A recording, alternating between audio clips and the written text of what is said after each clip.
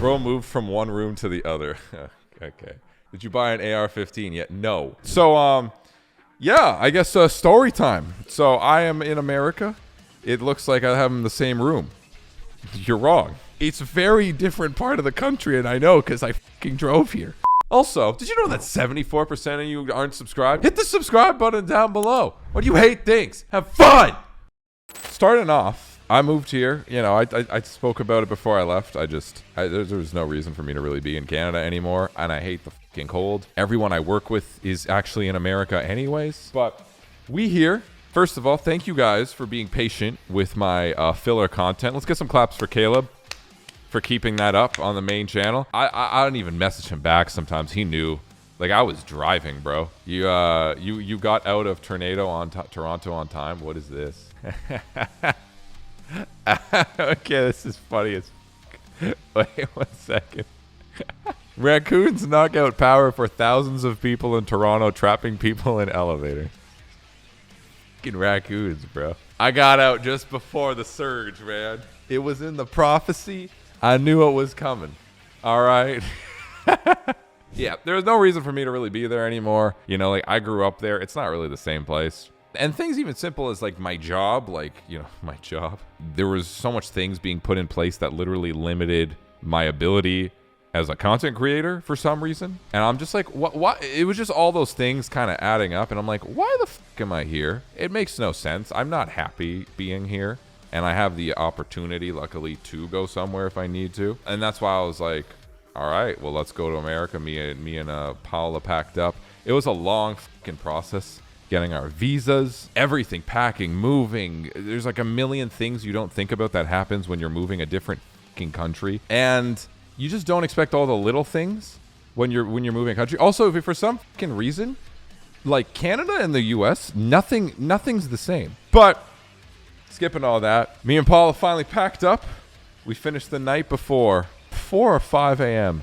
packing up. We were definitely already manic at that fucking point. We had to wake up at 9, start. The moving company was arriving, and the moving company was taking most of our stuff. We have like no like at all. Like the literal only piece of furniture I brought was a IKEA couch and like IKEA desks, which like are I'm pretty sure you can like find a piece of plastic and put some legs on it and it's better quality than an IKEA desk. 5 p.m. we fucking left. I gave my landlord back his he was super happy. He was like, yeah, I can rent this place for a million times more now because Toronto is a joke. And then we started driving at rush hour. And on the way to the border, we stopped by Niagara Falls. Paula never saw the Niagara Falls. No one was there. It was actually great. Very peaceful. There was no place to stop. So we figured it out. We took a rushed picture, is all I will say. And the picture looks blurry and hilarious and is one of my favorite memories ever. And then we continued down to the border. And again, I'm not know what to expect at the land border because they're already racist as fuck when we just like are flying. We get to the land border.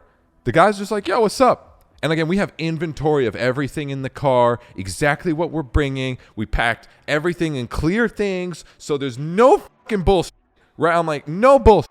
And he's just like, oh, y'all here on visas, basically? All right, like, go check in with the visa people. They didn't look in the car, nothing. And then we went to get our visas. They were like, you're here? All right, give us the documents for your visa stuff. All right, peace. I was like, what the f-? It was so chill. They didn't look at the car at all. And it was packed, bro. And I was like, wow, that is the easiest going into a different country I've ever experienced. And that's including me as a Canadian coming back to Canada. Now, we've been driving for like an hour and a half to Niagara and then crossing the border, and we're stoked as f-. Paula's got the bangers going. We have like metal stuff. We have 80s bangers. We got everything. It's lit as f*** in the car. Basically, I'm like, Florida's far. All right? Damn, this is far, right? So I'm like looking at like my Waze app, and I'm like, it says 20 hours, eh?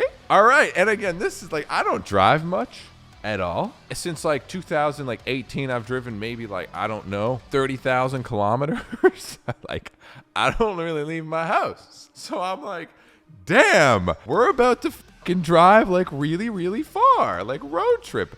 fun. So I was looking at all the routes, and we were like, all right, well, let's like stop somewhere because I will die if I drive 20 hours like straight. And it's all, by the way, at this time already, we went to bed at 4 a.m. We woke up early. I've been on like 5 hours of sleep, like no sleep at all. And we finally get into America, and at that time it's like 9 p.m. And I'm like looking at my Waze app, seeing, okay, there's 20 hours to get to Orlando. And to get to like a place to get like maybe a hotel that's chill was like Washington. And that shit was 9 hours. And I'm like, all right, it's 9 p.m.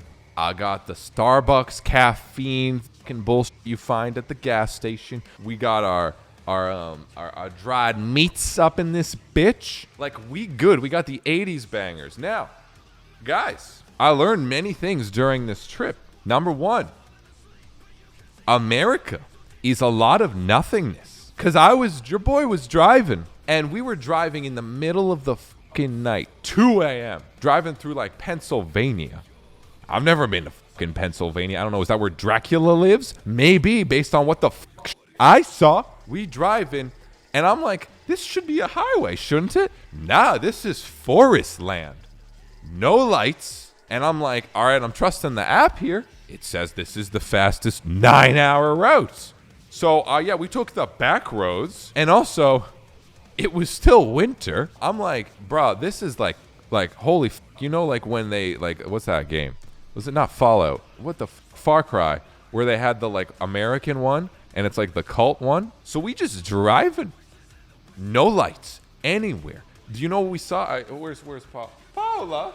She saw 5 deer, a few, like 3 raccoons or something. And the best part, which I didn't see it because I would have lost my shit while I'm driving at 2 fucking a.m. completely sleep deprived. She said she saw a fucking bear sitting. It was so funny because like she'd be like, oh my God, it's a deer, like really excited. You know what I mean? And then she'd be like, oh my God. When she saw the bear, I was like, oh, what? She's like, yeah, that was a bear. I'm like, what the fuck? And she was like, yeah, it was just like sitting on the side of the road. And again, like, it's not like we're on the fucking highway. And then she said she saw some weird wild spirit thing. All right. And I mean, at this point, like, it's like 2 a.m. So I'm like, all right, the caffeine's getting to us. You're like a skinwalker or something. I don't fucking know. But all I know is we just keep driving. And it's such, dude, America's weird as fuck. You guys are weird because this is the trip to just Washington. Stupidest idea to go during the night because we can't even fucking see anything. All I see is big thing in sky, and I just assume it's not the fucking aliens from War of the Worlds. It's just that, and then randomly a little town that looks like it's in a horror film. And then mini highway with no lights. And then it's just like a cycle. Then you get off the mini highway with no fucking lights back into the forest. Great. Not terrifying at all. It's also snowy and cold as fuck, so I don't know if my car will spin out. We're chilling. Anyways, we do that for so many hours, all the way until we finally got to civilization. I was so happy to see, which was Washington to some degree. And we get to our hotel. It's 4 a.m. We walk in, and I'm like, I'm done. I need the bed. We walk in. And she's like, oh, like, how, you know, what'd you reserve, like on a credit card, a MasterCard, whatever? And I was like, you know, credit card. And she's like, this room is booked with a MasterCard. And I'm like, what? You know, like my name, like I put my name to reserve a room because I knew we were gonna come in late. I was like, what the? She was like, whatever, it's all chill. So she gives me a key. Okay, we're not done. We go to the room, try to open it. The key doesn't work. We're like, what the? So we go back down. She's like, it's probably out of batteries. It's like an electronic key, right? So she gives me another one. And I'm like, okay, what the fuck's the problem here? You know what I mean? So now I go down, and Paula stays outside the room. I go down. As soon as I go down to the lobby to talk to the lady and be like, this is wrong, they look at me, and Paula calls me at the exact same time. And she says, that room is occupied. And Paula says, so someone just opened the door and slammed it really quickly. And and at this point, I'm laughing, and I'm like, okay, just give us a room. Like, I don't give like, just give us an unoccupied room, please, lady. Dude, and then we got a room. Woke up, and then it was like, all right, we got some coffee, got a little sandwich, went to the gas station to fill the fuck up, back to driving, and I look at my Waze app, that motherfucker. To Orlando, Florida, 12 and a half hours. And I'm just like, let's go. And it starts off it's so lovely, by the way. It's oh my God, highway. It's during the day. And I'm chilling. You know what? Even though it's 12 hours, like, this is fine because I'm not staring so intensely forward if a fucking Wendigo is going to jump in front of my car. Like, actual civilization is here. And it's just basically driving. You know, and I got to give credit to American gas stations. Nice gas stations. Solid bathrooms. Canadians? Disgusting. Toronto? Gross as fuck. America? Actual respect, at least off the major highways. And then we keep going, and then we reach traffic. I have gotten at this point maybe like 10 hours of sleep in the past 3 days or 2 days. I don't know at this point, right? Again, Paula's screaming lyrics for me. Again, claps to co-pilot Paula. I don't know how she stayed awake. I was like, what the fuck? I still had like 7 hours or 6 hours to drive, and I'm like, holy fuck, this is depressing. And then, because your boy doesn't drink caffeine. The last gas station, we loaded up. And my friends, that caffeine hit. I've never ingested so much caffeine in my system. And I was like, let's fucking go, brother. Like, I was ready. And yeah, Paula, pure Brazilian energy, holding it down, making sure we didn't die. And then we reached, like, I think Savannah at that point. And I'm like, oh, wow. No one lives here. Really? It's just highway, darkness. No other cars. It looks like you're driving into the fucking void. I've never had this experience in my life, but I've also never taken a fucking almost 24-hour road trip where, like, we had to get gas in Savannah. I'm looking for the exit, and I found the exit. It's like, okay, the highway is like you're driving into a void of nothingness. And then I get at the exit, and the streets is just darkness. And then the only light is coming from the gas station. Like, nothing. Like, just a void of life. Besides the gas station. And it's creepy. And like, again, now it's like 11 p.m., almost midnight. It's probably midnight at this point. It's getting exhausting. Like, I've been driving, again, the day before for almost 10 hours, this day for basically 10 hours at this point. I am exhausted in every capacity. But I'm not like, you know, like that. If I was like that, I'd be like, no, like, that's not safe. Like, we're going to find a hotel and, like, you know, finish it tomorrow. We kept going. And then finally, after driving into the pit of darkness nonstop, I saw the sign that says, welcome to Florida. It's like the amount of happiness and energy I got. I was like, oh my God, I want to not exist anymore, but we made it. Civilization, street lights, alligators as your pet. Hell yeah. And then I looked at my Waze app.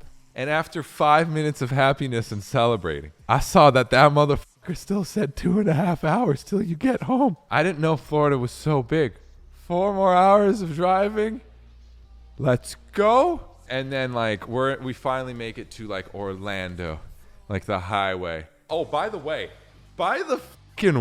my car is in kilometers an hour. So, like, I'm guessing half the time, guys. I'm just like, I think this is the speed.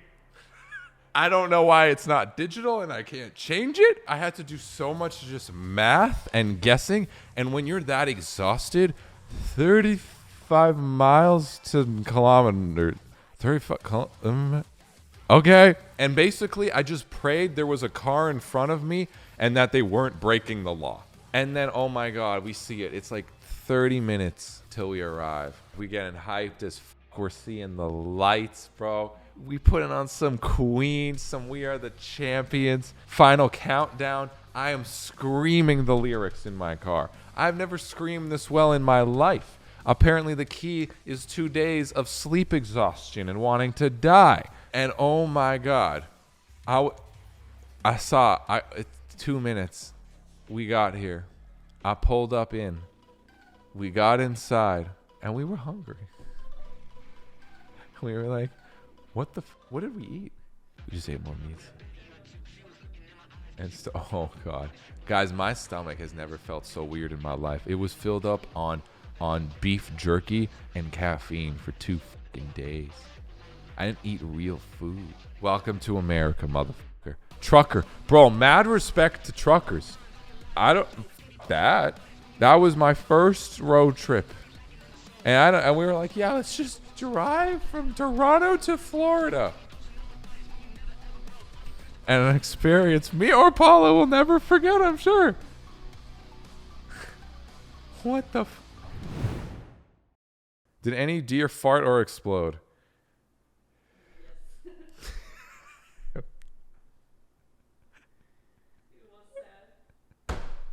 Paula said yes, it was sad. Was it worth it? Hell yeah, brother, because we in freedom land. Yippee-ki-yay, motherfucker.